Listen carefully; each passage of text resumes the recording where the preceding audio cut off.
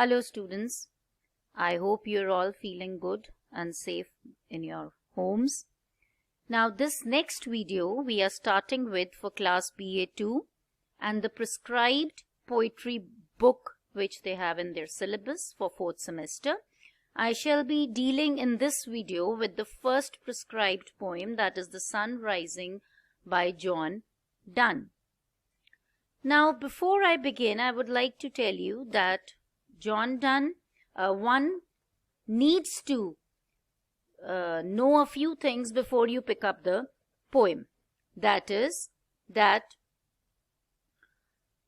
we need to understand the biography of the author.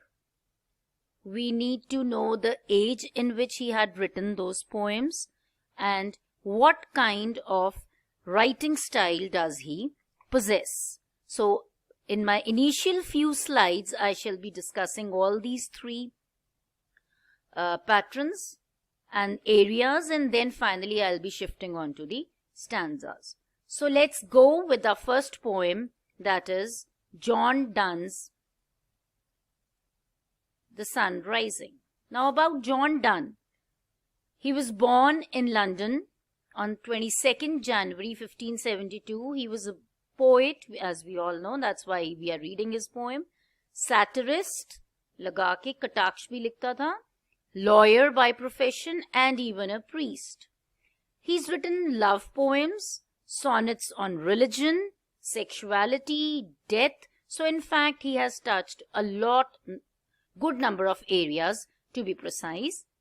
And he is known for his love as well as great metaphysical poetry. Now, just taking a second here, what is a we all know that what is a metaphor. So, a metaphor we all know is a combination, it's a contradictory or comparison between two things. Now, what is a metaphysical poet?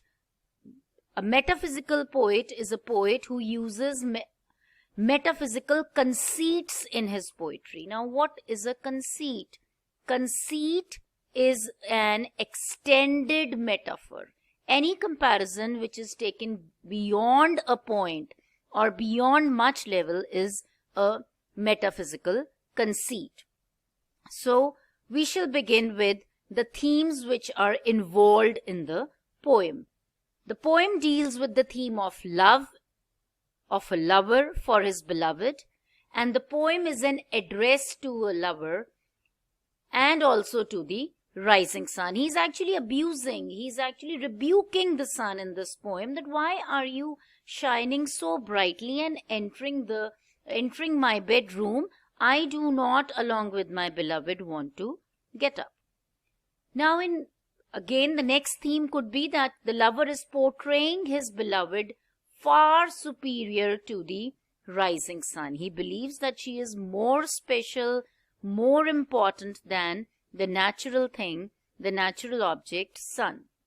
Now in stanza 1, the poem begins with these lines: busy old fool, unruly sun, why dost thou thus? Now hours, days, months, which are rags of time. Now in this stanza, Donne tries to address the sun in a negative manner. I've already told you he's rebuking, डांट रहा है उसको. He says that sun is a fool, बूढ़ा old मूर्ख इंसान है. And in the very first line we can see that why is he so upset. And then he makes or calls him a fool as well, as I've already told you.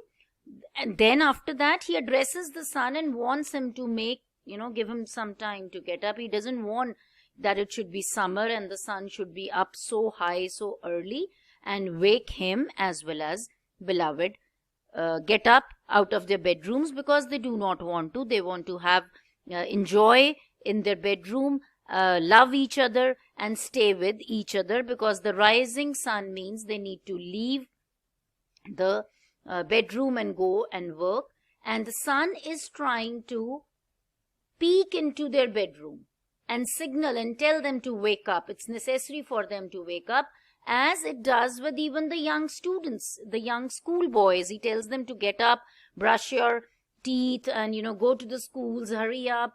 And the huntsmen, the different people of different profession and different nature, they need to go and they need to go on their works. That is what the sun means. Now, John Donne here says that love is not bound by any fraction of time. It is not dependent on climate, season, and does not change with the passage of time. True love cannot be changed or altered by any external factors.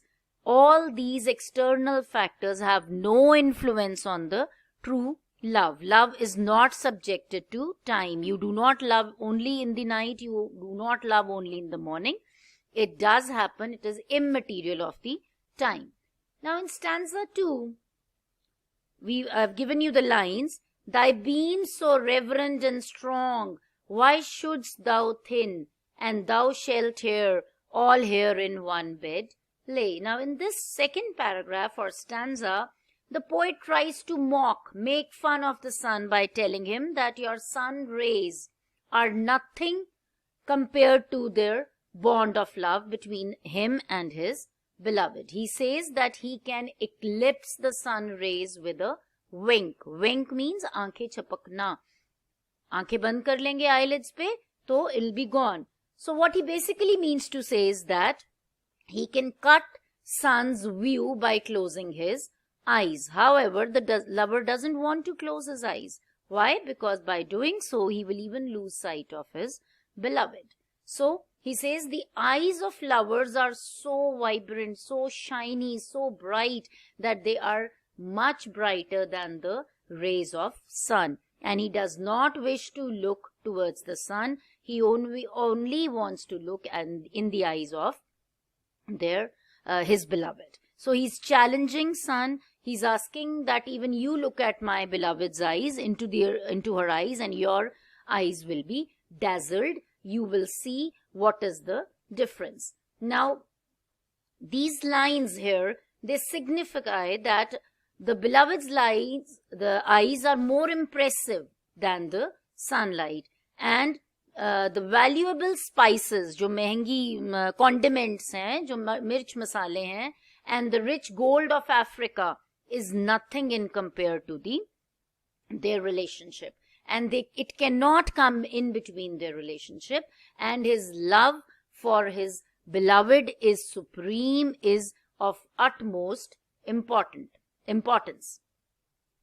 Now the stanza 3, it begins with the lines, she's all states and all princes I, nothing else is, this bed thy center is, these walls thy sphere.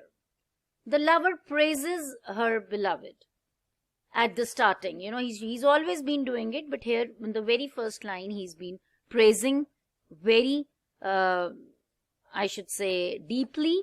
And he wants to say that the sun's bright shine meets all the beautiful things and they are revolving around it, but there is nothing in comparison to his lover. No nation, no rule, no king, no kingdom. It is all that the beloved is the be all and end of all his life. The entire wealth of the universe is fake in front of, is zero in front of the beloved. If someone says that you can take instead of your beloved, you get exchanged for riches, wealth, he says, no. Even the sun cannot joke about it. The sun, he has no dilemma, he has no confusion about it. So this lover asks the sun to relax and tells him that you're growing old and you are performing your duties pretty well. You should keep the world warm, but for me you are worthless and you cannot change me. You cannot ask me. Yes, you're keeping my room warmer for us to make love, but your rule and your territory is only till the bed. After that, it is my territory, it is my sphere. So, in a way, the narrator believes that sun will experience its utmost happiness by leaving them. The poet reaches to its zenith, to its bond of love in the third paragraph. He says, leave us.